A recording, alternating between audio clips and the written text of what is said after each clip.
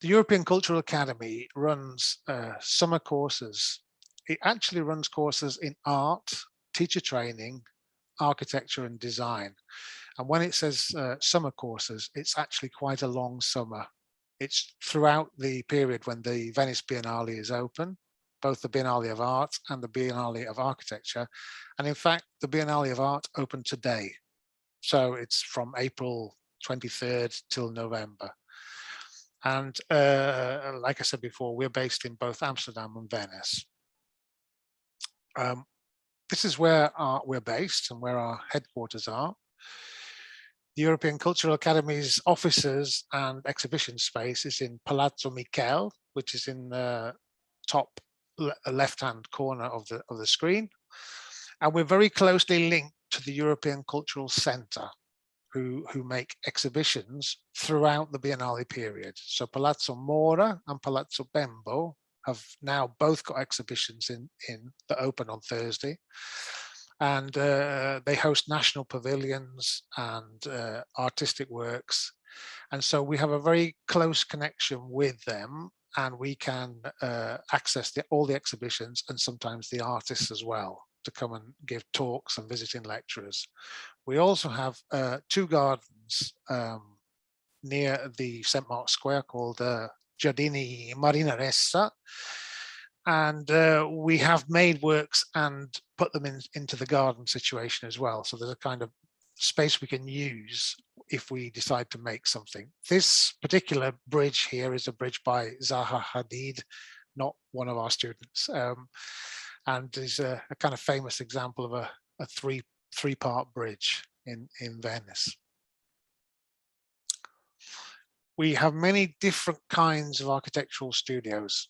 So we have studios like the University of Melbourne who come every year and they work with professional architects.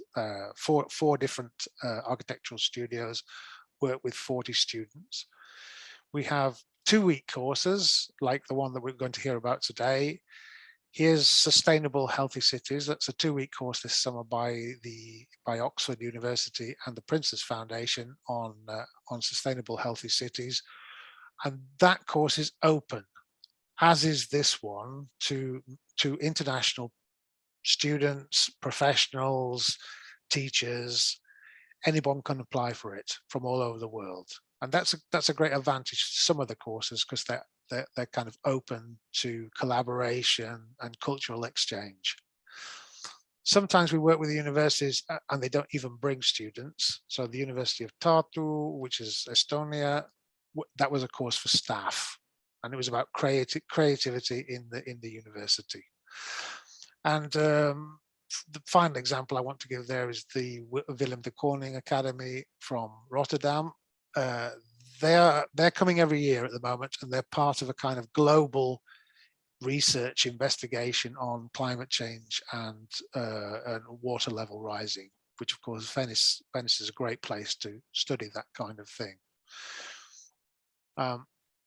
These 2 people are very important. This is Cecilia Alemani, this current curator of the Art Biennale, which opened today. It's a really interesting Biennale about ambiguity, transformation, metamorphosis, based originally on a children's book by Leonora Carrington. And the title was The Milk of Dreams. Next year, we've got Leslie Loku, who's the curator of the Biennale Architecture. We haven't got a theme announced yet, but we can imagine that there would be at least a sub-theme about diverse voices and the inclusion of African diaspora and other cultural kind of identities within architecture. Here's some of our students. We usually like a group of 14 or more students, and then we get kind of good group dynamics. We can do student-to-student, peer-to-peer learning, and there are various models that we introduce usually during the courses, which is either split the groups up and then come together and share at the end, or have a problem that we're working through together. We have theory, practice, feedback. Some of our courses are accredited, but not by us, by universities that come. And some are more like proper summer courses. And the format is one of two things. Either we have a direct arrangement with the university, or there are course fees which students pay towards the course. And for the architecture studios, these are €1,650 per student. And for that kind of investment, the student gets tuition. Obviously, we have fantastic course leaders like the people in the room today, visiting lecturers which we source. There's a dedicated studio, so there's self-directed studio time. There's professional portfolio development, assessment, feedbacks, credits, chance to work with other international students, peers. A Venetian palace, that's the palace on the right-hand side, that's our main base, the interior. We have guided visits to the Biennale of Art and Architecture, and all the tickets to museums and the visits out and everything is included in that price. So there's a kind of a package of things that you get when students pay the price. Not included are flights, accommodation, and food, because those vary tremendously depending on where you're flying from. And that's a very, very brief kind of introduction to the kind of work that we do. There's my email address, and here's the website as well. Just leave that on the screen for a second. The registrations for all the courses are now open. So if you click on the EuropeanCulturalAcademy.com website, you'll see architectural studios. There's some further information, and then there's a kind of apply button there. Okay, just take a tiny sip of water, if I might. So to set the scene for Grandeza, Bajeza, I thought I'd just do a couple of things and talk about ghosts and Venice. So do you know Venice, Monica, at all? You do, okay. then you probably know this part. This is a very, very superficial guide. Here's the mainland of Venice in the center, and all these little islands that are in the lagoon that surround Venice had a purpose or a use of some description. Some of them are religious institutions, monasteries, etc., and churches. Some of them are dangerous things, which the city of Venice put on the islands in order to minimize the danger to the city, such as the glass is all on Murano, and there's a gunpowder factory on one of the islands which actually exploded. So there's just a ruin of a place on an island. There are various hospitals, and there are 2 lazzaretti, which are kind of here. Can you see my cursor? No, you can't see the cursor. Okay, near the Lido, there's 2 plague quarantine places as well. It's kind of interesting that there's some cities in Italy have confines, which are walls around the city. This is more like a membrane, so it allows Venice to interact with other kinds of people in a much more structured way. And this is one of the lazzaretti on the top right hand of the screen, which is Lazzaretto Vecchio. And this was the first hospital ever to use the idea of quarantine and isolation as a means of protecting Venice from the plague. It seems very apposite at the moment, after we've gone through a pandemic over the last few years. And it's dedicated to San Rocco, who he survived the plague by isolating himself. So this is a kind of an isolation hospital. And it's thought that 40 days isolation didn't really have a medical reason why it's 40. It's more of a religious reason. Recently, there was an artist in residence from Holland, Herman de Vries, who was part of the Biennale, and he made the plaque, "Death was here," which is underneath. Because, of course, whilst the hospital served to isolate people for 40 days before they interacted with the population of Venice, many of them died. So there are thousands of mass burial graves in the center of the island. A little bit less known is the place on the left-hand side, which is a small votive passageway in Castello, where it's said that the plague didn't pass through this point. So all the people on one side of this arcade were subject to the plague. All the people on the other weren't, because the plague personified saw the Virgin Mary, which is in the middle of this passageway, and fell down dead, broke his head on the pavement, which is why there's a red stone in the middle of grey stones. The red stone is where the plague died, and it's still a superstitious spot today. There's another kind of ghost in Venice, which is interesting. There's the ghosts of yourself. So because all the roads are not straight, and the way that you walk around the city, you often come back to the point where you were half an hour ago. So you sort of see yourself. And the top left-hand corner is a walk I did around Venice, keeping the water to my right-hand shoulder. So that's the only rule I had. But you come across yourself looking over the water at where you were just a little bit beforehand. The light bounces around the city so much that quite often you see reflections in windows of people and places and things that aren't actually there. They're somewhere else, but the light is reacting in a way that you see them in a different kind of a space. And of course, Venice is very famous for mirrors. It has an entire history of mirror making. And some of the older mirrors with lead on the back have got surfaces like the one on the bottom right-hand side, where you just sort of see a very ghostly image, actually, of whatever is in the room.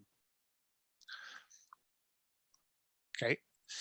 There are signs of death all the way around the city, and you can see those in contemporary graffiti as you know, today. All these were taken in the last few years. And of course, there's the architecture of death itself on San Michele. Okay, I'm just going to admit Veronica. The architecture of death on San Michele Island, which is a cemetery, and it's really interesting for I'm from the UK, and we stopped commissioning new graveyards with Edward Lutyens before the First World War. Here, there's still new architecture being commissioned for the cemetery, including the David Chipperfield on the top right-hand corner. I believe Amaya, Jorge, and Miguel maybe are going to talk a little bit more about the cemetery. So I don't want to say too much about it, except there are fabulous architectural things within it, and plenty of ghosts as well. Okay, so I'm now going to, go on to our great studio leaders, Grandeza, Bajeza. They can introduce themselves and the program that they're proposing for us, Venezia Interrotta. So shall I hand over to you guys, and we'll see what we're doing. I'll stop the share. Thank you very much for the introduction, Alan. So we're gonna share the screen now to go through a little bit more of us, what we are, what we do, and what the course will be about. So we are Grandeza and Bajeza, Amaya Sánchez Velasco, Gonzalo Valiente Oriol, who could not join us today, and myself are Grandeza. And we started collaborating back in 2011, where we were still master thesis students at the University of Madrid, the Polytechnic University of Madrid, where we graduated back then. And then we joined the kind of what we call the Menasa Quatre, or the research octopus, with Miguel Rodriguez Casellas, alias Bajeza, when we met him in Sydney back in 2015. And we started collaborating both at the University of Technology Sydney, where we were using the university in a way as a space of exploration of our ideas together and with the students. And then we started also collaborating in projects at exhibitions, biennials, etc. Right? So our work studies late capitalist spaces and narratives to identify through critical analysis and neutralize through political imagination the mechanisms that build and normalize neoliberal violence. Since our first works in around 2016, 2017, we've worked along with many other artists, thinkers, scientists, many times with students, because one of the main aspects of our creative practice and research methodologies is that we try to break the boundaries between those normally dissociated fields, the teaching or the pedagogical explorations and experiments from the research and the creative practice, right? And many of these projects actually feed from our interchange with other practitioners, with other academics, with students, and even with people from other fields like sciences, philosophy, literature, cinema, etc., or theater. And this, for instance, this is one of the projects that was commissioned for the Australian Design Research Conference back in 2018.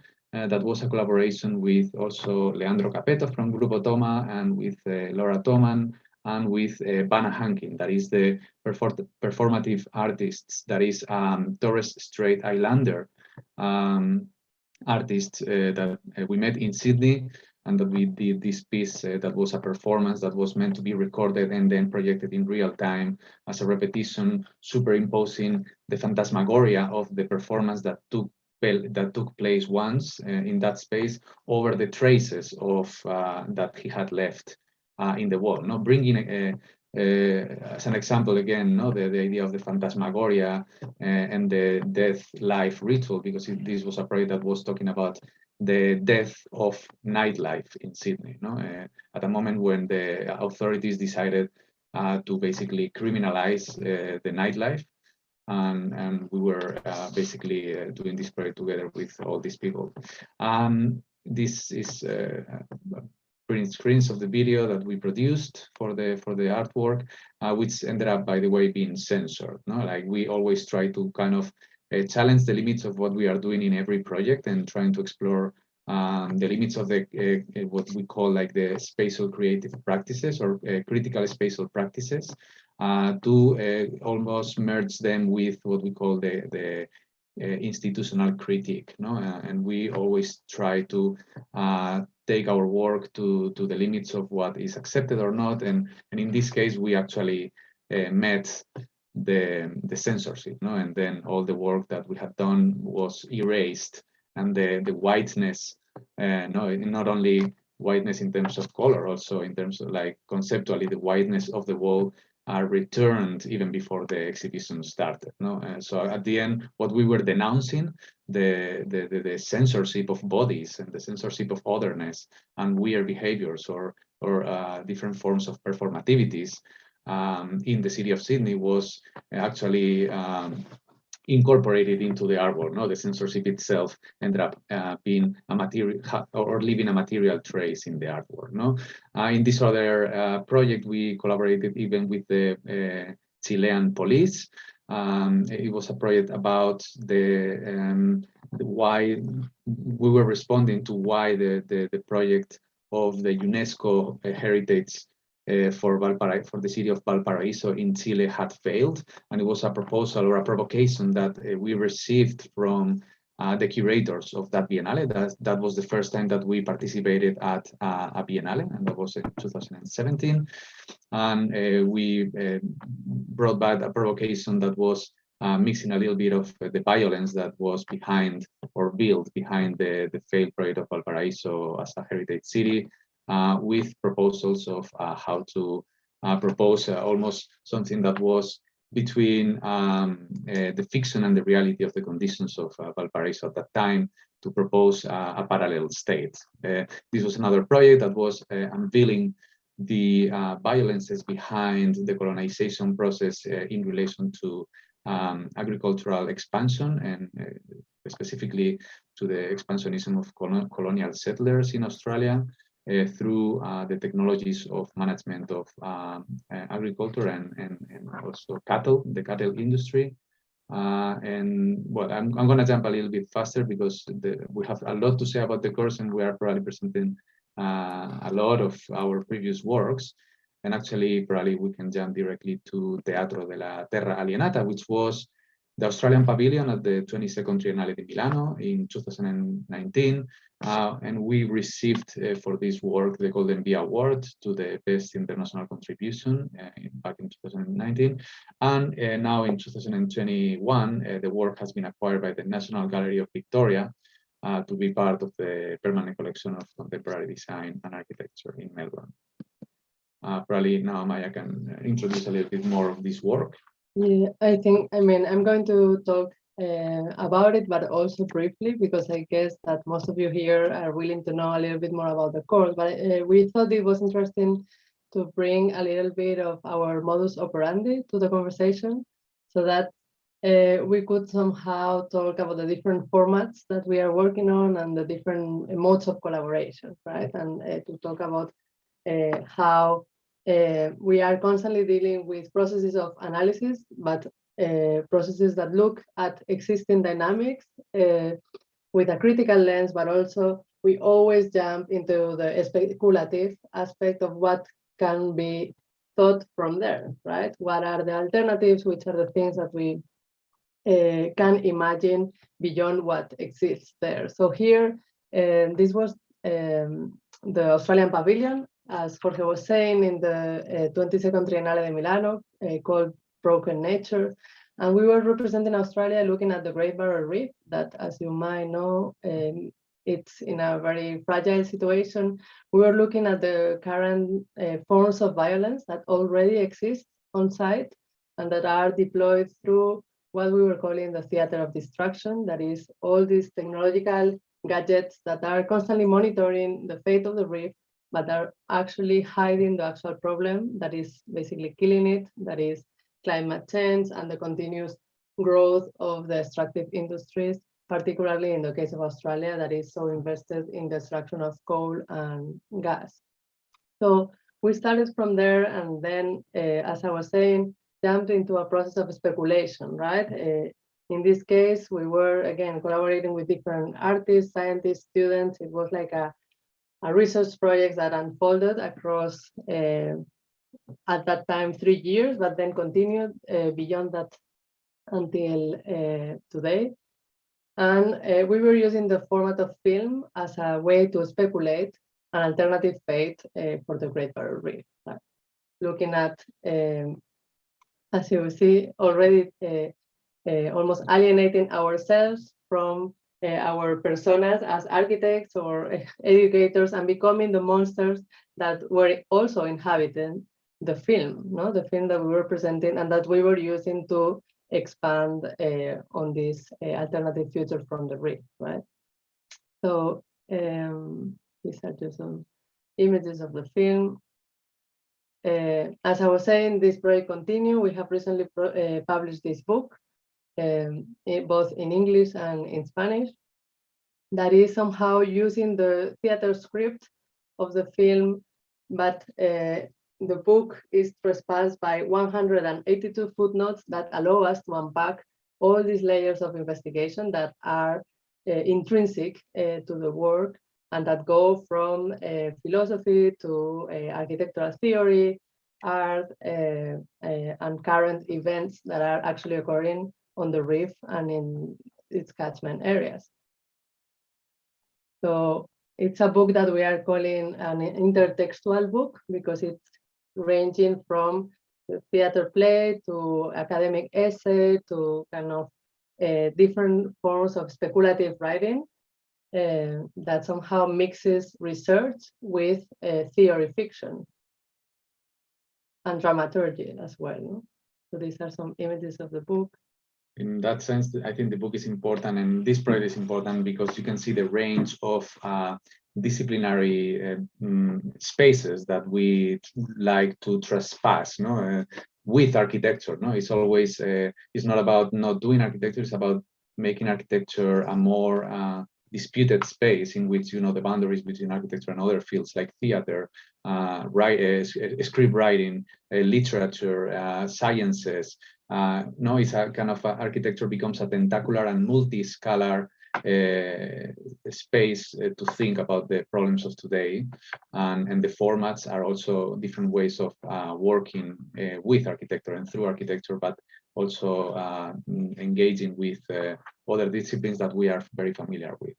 And also this project has a very strong pedagogical aspect that is also intrinsic to the final outcome of to the intermediate outcome of the pavilion, but also beyond that to the further investigation that we develop in the book. The work on the reef started as a design studio as well, right? So we see each of the courses as an opportunity to engage with all these actors that we are talking about and start an investigation that tends to be like a longer term investigation. No? So it's almost, we understand the space of the classroom as a testing ground in which we are all somehow learning from each other, and each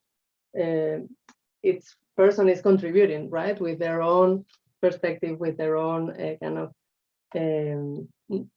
knowledge that is bringing in, that is putting on the table, right? Which is what we think also about Venezia Interrota. Venezia Interrota is not just a 2-week course at the European Cultural Academy in Venice. It's also kind of what we see at the beginning of an investigation that touches also in a multi-scalar way a lot of aspects, that probably we will unpack now. Do you want Miguel to continue because we are kind of monopolizing the screen? No, that's okay. Zoom is always weird, right? Because we would like to talk all at the same time, but it's kind of difficult. But something that is common in our work is that we want, to break the spell of architecture, in the sense that when architecture only focuses in the relationship between designer and client, or problem and solution, it gets stuck in itself. It's almost become too much about its own story. So I think part of our methodology, both in the classroom and even in our creative work, is about contaminating, let's say, architectural discourse and architectural forms of representation with other fields, with other references. So if you notice in the word, there's always a proliferation of languages. It comes out of a very conscious attempt at revitalizing architecture of its own almost narcissistic obsessions, right? So we want to break that spell. And I think for us, if we're thinking about summer in Venice, it has to be fun somehow. We don't want to just do an extension of the classroom and the traditional methodologies that you see in architecture schools in general or beyond architecture, because we are open to other fields. We want to do something that in a way put all this system of representation in crisis, right? So in a way, it's like an adventure, and it's something that has to be fun for the student, and it has to be fun for us, right? Fun is not the enemy of rigorosity. I think fun and rigor comes together. And for us, it's very important that, the way we frame the exercise is through notions of joy, experimentation, because it's an important part of the work. And I think Venice is the perfect outlet for that. Anyway, should we go? And we are fun and we are quite intense as well. Oh, yes. Through the city, and that's going to be part, definitely, like looking for the ghosts, as Alan was saying, the city is full of ghosts, and we will investigate, we will research, we will watch films, we will read, but we will also wander around the city in search for these ghosts, no? And that's an important part of it, including as well the Biennale of Arts, which is always a fantastic space in which to find ghosts that can help us think about the ways of breaking the spell, as Miguel was saying, and the way of thinking about these premonitory ways of thinking about the possible future Venices, which at the end is possible ways of thinking about the future of the world, because every space is an allegorical space and an allegorical situation that might think us about the problems at a larger scale, from the specific to the global, no? But we will go to that now. Venezia, do you want to continue? I don't mind. Or Miguel, or whoever. Miguel, you want to go? I would like to jump into the course itself. Yeah, okay. Venice has been many things, right? And it's consolidated in the popular imagination as a place where a lot of things happened historically. You know, it was a place of financial flows, material trade, hedonistic excess, fantasy, eroticism, of course, migration. This is an important aspect of the history of Venice.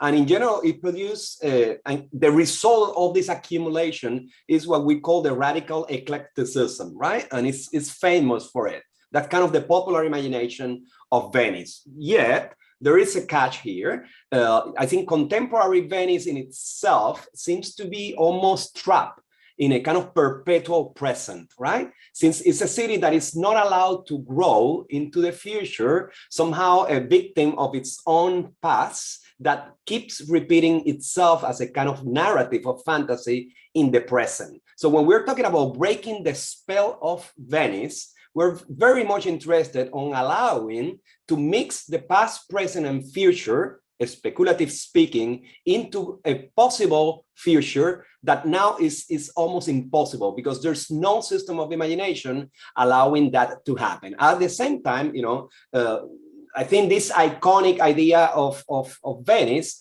it's dependent on mass tourism, on a city that is treated as a museum, right? In a kind of also dictatorship, I would say, of financial speculation, and that involves property, of course, and real estate. So in a way, Venice seems today almost like an impossible place, a place that cannot escape its own, success as a commodity, especially for the tourist industry and all this stuff. So we say that it's a victim of an eternal present that keeps repeating itself. So we go back to Venice. It could be the biennial, it could be a tourist trip, and we almost expect to find the same city in place, almost repeating itself over and over. There is a precedent to this problem, let's say, which is the Roma Interrota of the late 70s, early 80s, because it has a kind of projected influence in architectural discourse. The problem, quote unquote, of Rome at the time is the eternal city, right? Which sounds very familiar. The city that exists always in a kind of eternal narrative. So the problem with Rome at the time of Giulio Carlo Argan, when the exhibition was put together with a group of architects, blah, blah, it was to, in a way, break the spell of Rome, of a city that cannot imagine itself anymore. So a city where imagination was, in a way, interrupted. So it's a similar problem, but there is a distance between what happened, in 1978 and our idea. And here, they used the Nolly plan, they reimagined the Nolly plan. So it became a bit of a, cheap opportunity for architects to show their talents and their skills. This is the moment where postmodernism was very actively trying to look for clients, right? So it became a bit of a marketing trick, using the past to basically show how good architecture can actually, open up the imagination. So we like that creative aspect. What we might not be so, aligned with in Venice Interrota is with this idea of architecture just talking about itself, which is kind of the problem of the first Rome Interrota. So in Venice Interrota, is architecture almost surviving its own trauma. It's like moving away from itself, right? But then how do we do that? Because, we come from a very let's say architecture-oriented training. So we are using some of architecture narrative, it's specifically unbuilt or demolished precedents of Venice that we're going to revisit together with other aspects that we're going to explain in some of the next slides. This is the slide that I was thinking about. Okay, so we're going to find 5 architectural ghosts, which are projects that were unbuilt. And our premise is that this unbuildability, right, repress something about Venice, something about the past that keep haunting somehow the present. So that's what we call them hosts. So then these projects, of course, have 5 locations. Each of them belong to a specific parts of Venice. So with the unbuilt project, there is also a location that needs to be analyzed or unearthed, which is the concept that we use. Then we're going to work with 5 contemporary plagues or conditions like musification, mass tourism, real estate speculation, among others. Then, and this is the important part, we're going to work with 5 rituals that deals with the passage between life and death. And combining these templates, let's say each groups, they're going to produce an analysis of the past that somehow deals with the problem of the present, and those are the plagues that we're talking about. But most importantly, we're going to propose a dehaunting, right? A way of breaking the spell with a rituals, an architectural ritual that will happen in situ somehow. So it's a project that, yes, it will use research, it will use architectural representation, it will use storyboarding, like when you are putting together a movie production, but it will involve the body. That's where the rituals are important, which is very much in sync with the kind of work that we have been testing both in our studios and in our creative practice. So the good thing is that we have some experience working with this kind of messy encounter of narrative and language of representation, but at the same time, every project is an adventure. Every project stretches the limit of what we have been doing. So if we can go further. Just a quick comment to say that the 5 contemporary plagues affecting currently the city of Venice, which, as you can see, are, as I was saying before, we are using Venice, but we are in a way using Venice also as an allegory of the problems of today globally, no? And the 5 contemporary plagues affecting currently Venice are mass tourism, extreme museification, cognitive turbo-capitalism, real estate hyper-speculation, and the climate emergency. That, as you can see, all of them are plagues that are affecting very heavily Venice, but not at all only Venice, right? And I think that in this sense, this is a technique that we have used in other sites, because when we were looking at the Great Barrier Reef as well, we were seeing the Great Barrier Reef as an allegorical territory in which the current violences that are affecting other locations of the world as well are being manifested in a very intensive way. And this is what is happening in Venice, that it becomes almost this theatrical space in which these 5 contemporary plagues are unfolding and almost haunting the city. And then the 5 rituals through which we will break the spell between life and death, between past and present, between fiction and facts, are the resuscitation, the exorcism, the procession, the seance, and the funeral. Okay. And now we can... And each of them has their own cast of characters. They have their own protocols of behaviors. So each of these rituals have their own choreographies somehow. So part of our research used this aspect of the ritual itself as a template to start putting together an argument of what do we propose as the unhaunting, right, of this. Urban the planning, no? How can we unplan a city that is living this eternal present and excessively planned, no?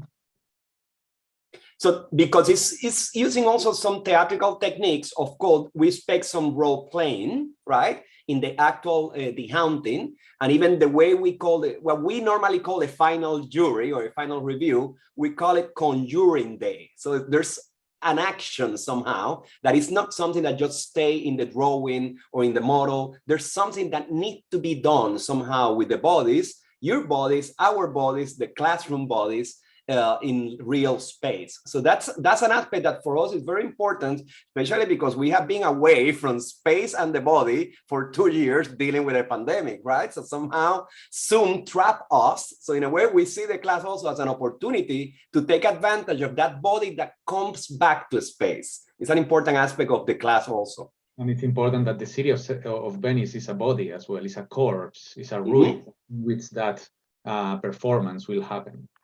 And one of the allegorical aspects of Venice as this kind of open air museum is the rejection of the monstrous, right? It is curated in a way that it reflects almost the kind of the idea, almost a fictional idea of what Venice needs to look like in a very Instagramic way of understanding the city. So we are understanding also both from a conceptual, but also from a spatial point of view, we are interested in interrogating what has been repressed, what has been invisibilized, neglected, what has been deemed as useless, no, for this almost photographic eye that is haunting the city, abject or expelled.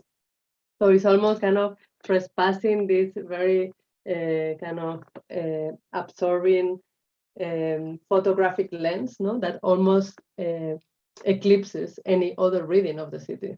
And which in the sense of bodies, this might have been manifested in the whore, in the transsexual, in the non-binary, in the migrant, or in the ill person, no? Or in the poor. Or in the poor, which still happens today, right? So this image is about breaking the spell. Yeah. I think we've gone through this. We kind of cover a lot of it. I think the 2 weeks are divided between the unearthing aspect, right, which is the research part, where a lot of the memories, ghosts return, right, to cause trouble. And then the second part is what we call the haunting, right, which is the preparation of the ritual. Let's say once an analysis and a theory of Venice is put together in the first week. So if the first week is mostly research, the second week is mostly about action, right? And of course, we use systems of representation to help the students combine all these sources, heterogeneous sources of information into something that can have a hypothesis and then an actual scenario of premonition, right? Of what the future could be. I think our work, of course, use the imagination, right, as a tool, as a weapon somehow, and it's intentional that we use multiple sources of system of representation and disciplines, because if we allow architecture to monopolize its own conversation, that's where the problems start to happen. So we're interested in a lot of things that architecture, with its not affair with precision, with science, with objectivity, is forgetting or leaving aside. We want to bring that back into the conversation. Yeah. We have just added some examples of previous courses in which the students were, and again, using tools of representation that are normally used in architecture to design or to analyze. This is, for example, an analysis of the Edinburgh Castle and the kind of the tension between the militaristic celebration that the site is implying and all the kind of hidden force of violence, for example, from the persecution of the women that were burned and accused of being witches, to the expansion of colonialism. So we use, again, this could be understood as an architectural representation of a space, but we use these techniques to deal with historical facts, with theory, with, again, with a critical positioning of the student, so that there is, through the process of analyzing a site, also already a lens that allows you to not just to generate an accumulation of supposed objective facts, but to actually construct a narrative, no, that gives a very particular reading of each of the cases. So the way that you will be looking at Venice would be through, again, constructing a narrative around it and a critical reading of it. And very often our work exhibit dissonance, accumulation, proliferation. We're not for the one answer, one size fits all solution. We like that kind of intensity where scenes are slightly messy, not definite, that include some sort of variety and yes, heterogeneity in the work. I think it's an important aspect of what we have done together. And it's important what Alan was mentioning before we started the presentation today, that this year, particularly the curator show of the Art Biennale, pretty much plays with that ambiguity between life and death, about transformation, about breaking the spell, no, that this course is about, no.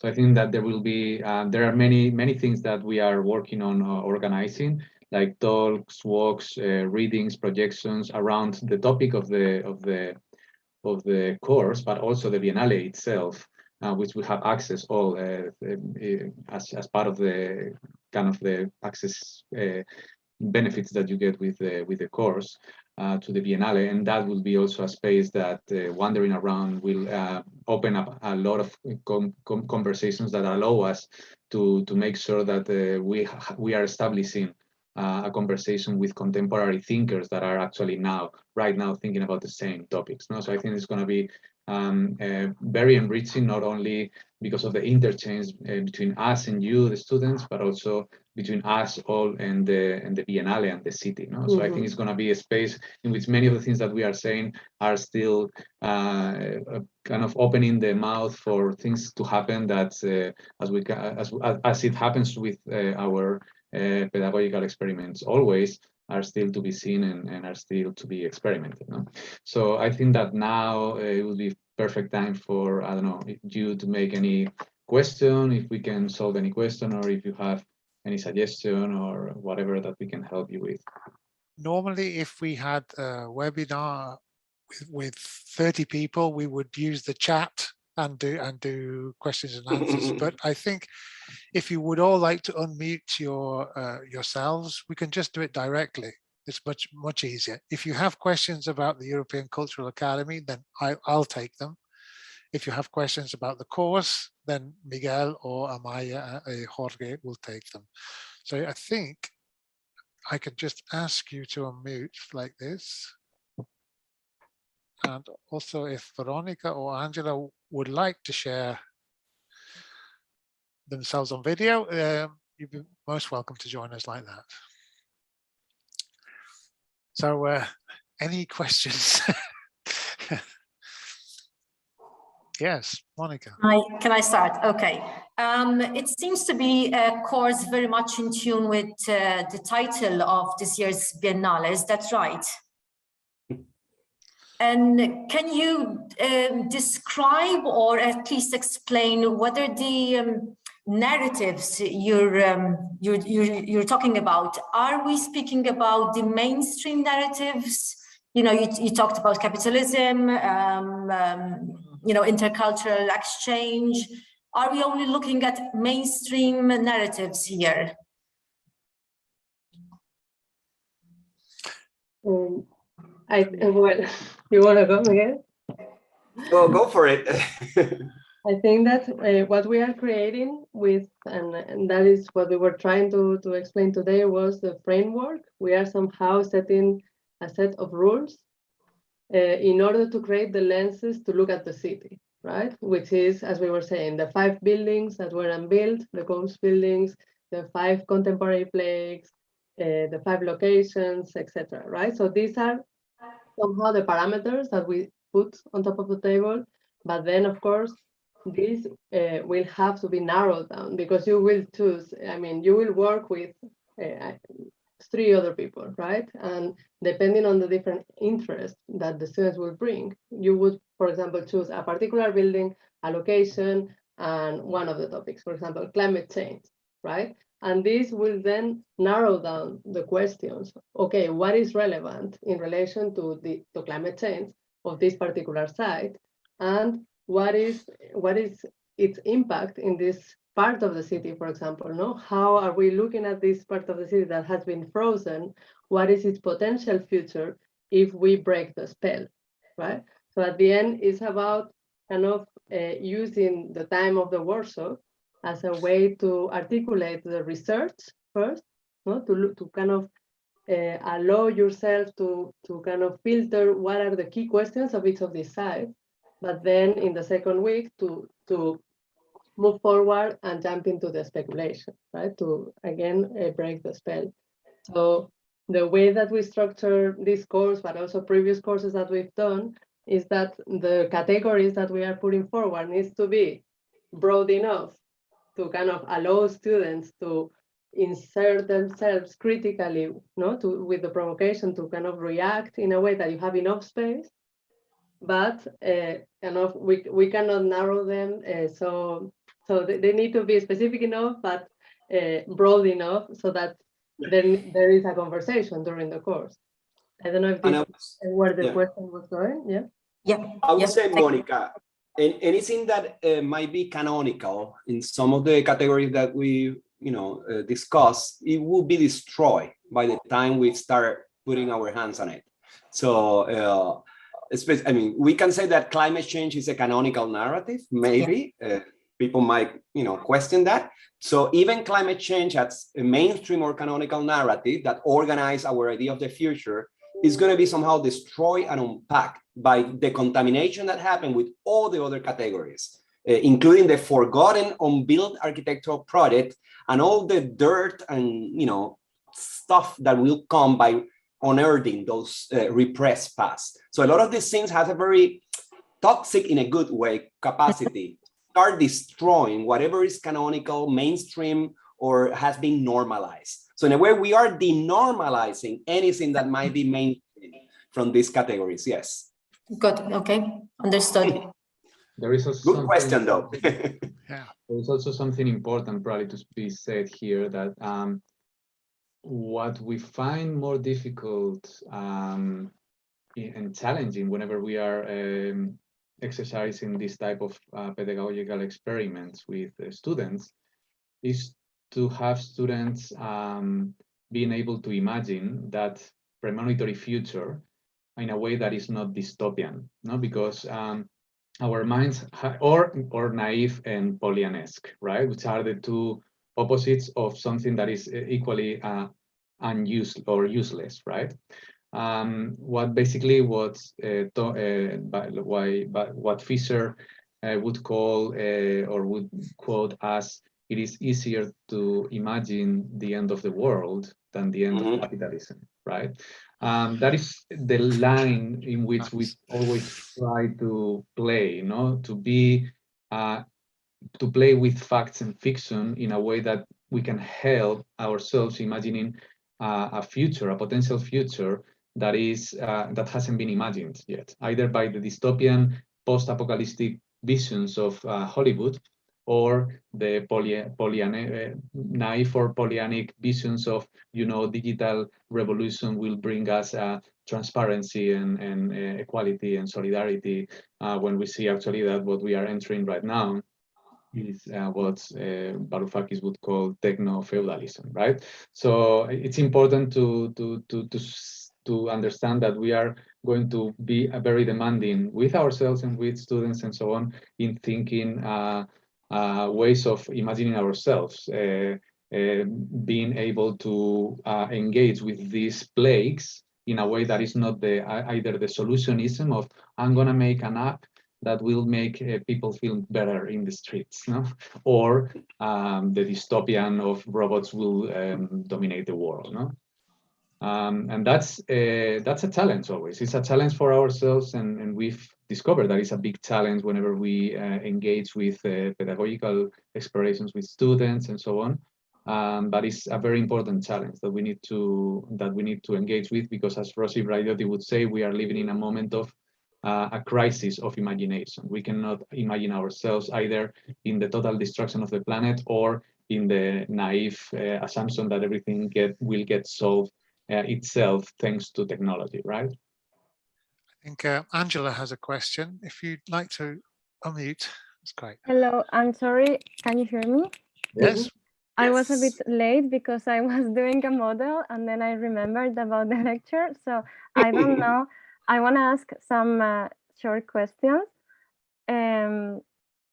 What is the outcome or the format apart from the ritual? Are we hoping for a specific format, like something we build or more like a video? And the other question is the accommodation included in some of, I don't know, the course, the price of the course or the accommodation, some those details? Okay, can I take the second question first, Angela? Because the accommodation isn't included in the price of the course. The course includes your the tuition, the course leaders, the studio space, the development of the portfolio in some way, the visits to any museums or biennale, guides, etc., etc. We have an arrangement with a good student hostel, which is very close to Palazzo Michele where we work, and it's it's around 50 euros a night, which in Venice is pretty good. So we don't include it because we have to book it separately, but we advise on accommodation and flights and visas when they're needed. So that's a very simple answer to the last question. And where is this information published? Like, can we find it easily, or after we know if we are accepted, we can you will give it to us? Of course, it will happen as soon as you express an interest in the course. We'll provide all that information for you. So the first question is a more interesting one, and maybe Miguel would want to come in on that. I'm just going to say that regarding the second question, probably what we can do is we don't sleep in 2 weeks, and we work and party and work and party, and then we don't need accommodation. And that would be an amazing outcome, which is coming to the first question. Going to the hospital. We end up occupying the hospital, yeah. So the different, I mean, we will deal with different formats, of course, because we will deal also with different scales, from the scale of the city to the scale of the body. And this will require to put on top of the table the tools that you know and the tools that you don't know in order to kind of test them, right? So this course is open to architecture students, but also, I think, if I'm right, Alan, to art students as well, and others, right? So that, I think, is something that will enrich, of course, the kind of the multiplicity of approaches that you will be dealing with. In terms of the rituals, the rituals will have to be designed, will have to be planned. They will be understood as spatial negotiations, right? So this, again, will require drawing, it would require a model, it would require measuring probably. Maybe you have to deal with projections depending on the time of the day, the light conditions. So at the end, the format is, because it's an experimental course, we don't want to be too prescriptive, but we want you to use to almost sequestrate the tools of the architect or the architecture student to put them in service of thinking differently, right? So, yeah. I think one of the documents that we mentioned, between the research and the actual implementation of the ritual, we use the word storyboard and storyboarding, which is a document that comes from cinema, right? But it has, a lot of architectural influences, even to this day, back and forward, So I think, but Amaya is right. I mean, we call it storyboard, but that can be many things, right? I think the magic thing about storyboard and how relevant they can be for this kind of studio is that they are multi-scalar, right? Because movies, as you know, they also deal with multiple scales simultaneously, and they stage that kind of thing. So I think that's one of the things that I will mention. Something, Angela, to make you feel maybe less anxious about that, is that we are very, as much as we are crazy in our thinking, quote unquote, we are very organized in terms of what happened every day and the kind of methodological order of things that need to happen to facilitate, or to make the student feel comfortable being crazy, right? So the course is highly structured in that sense. As much as it's giving students a lot of room, right, for adventure, it has a very specific methodology of how we introduce each of the documents and the things. So that also helps. We have a lot of experience doing this, and we know that you need structure, no matter how crazy the question can be, and we will provide some of that structure to help, the process. The crazier the question, the more methodological structure that we need to give to the courses, because otherwise it's like you are in front of an entire piece of white paper that is the entire earth, and then you have a pen, and it's like, where do I start? And we tend to organize methodologically very much our courses so that this doesn't happen, so that we are giving clues and paths and points of beginning, and also we use a very kind of almost Freudian way of teaching, in which you will always pull the strings of whatever you bring to help you find the ways of engaging and communicating the ideas that you are kind of bringing in a very raw way. And we are very good at that, no? At seeing the potential of whatever you bring and kind of starting to pull the strings and helping you taking them somewhere, right? And raising the questions that will allow you to take decisions, because at the end of the day, it's about learning to take decisions, the role of the architect, no matter if you are doing a building or a performance piece. So I think that in a 2-week course, it's particularly important that the structure is there to somehow create smaller spaces of investigation, but that have somehow a direction. As I would say that what we are experts in is in teaching critical thinking, in helping you be able to think critically about the things that you probably at the beginning start touching in a probably slightly naive or using commonplaces. Is we will always help you to avoid commonplaces, to find the gaps, the blind spots of what you are kind of starting to touch, which are always tend to be very interesting things. But sometimes it's difficult to find the cracks of things that have not been said yet, or thinking the ways have not been thought yet, no? So I would say that the outcome in terms of what you bring with you after 2 weeks with us is the fact that you will be able to see that you can critically think in a deeper way than probably you've done before. And then the other aspect is the fact precisely in finding the type of outcomes that the way you are thinking will allow you to communicate the way you are thinking, no? And that's something that you can see in our own creative practice, that sometimes we are using choreography, the body, sometimes we are using the film, sometimes we are using theater, sometimes we are using drawing. So depending on what you are kind of trying to communicate and what you are discovering throughout the research process, you will find what type of outcome, no? And we are very much experts in both aspects of the pedagogical exercises. Great. Albina, do you have a question for us, or Actually, I don't have a question, but I have one remark to support this course, because I had a great chance several years ago to be kind of assistant from Politecnico di Milano during the workshop in Milan, in Triennale. And I would say from experience that we get from our students, it was in a way course of liberation. And also I would say thought-provoking and taking responsibility, not just decision, but responsibilities. And I think it's extremely important nowadays to be able to take responsibilities for what you are doing. So I really suggest this course because I'm aware of what these guys doing. It was a pleasure to work with you as well. That's a very nice way, I think, a very nice note to finish on. I know it's been a quite an interesting information session and webinar. We've been in a few, there's very few people here, but the questions and answers have been really great and very, very, very provoking. So I think for anyone watching the video, it should answer quite a lot. So I quite like to wrap it up here, if I can. Sure.